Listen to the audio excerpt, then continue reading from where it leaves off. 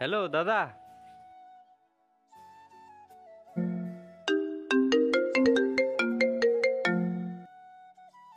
হ্যাঁ ভাই বল। আমার কলেজের ফিসের জন্য টাকা লাগতো। হ্যাঁ, কত টাকা লাগবে? আমার 1,000-5 টাকা লাগতো। হ্যাঁ, তুই কোনো চিন্তা করিস না, সন্ধ্যার মধ্যে পাঠিয়ে দেবো। হ্যাঁ, ভালো করে পড়াশোনা করবি। এখন যে আমি কি করি, এত টাকা কোথায় পাই?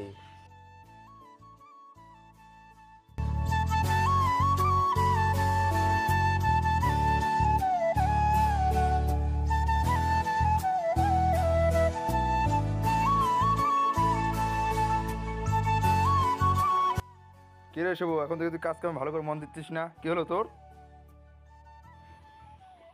তুই তো জানিস আমার অবস্থা, বাড়ি ভাড়ার টাকা, মায়ের ওষুধ। আজকে আবার ভাই কল করলো, কলেজের ফিসের টাকা লাগে 4-5 হাজার টাকা। এত টাকা আমি কোথায় পাবো বল?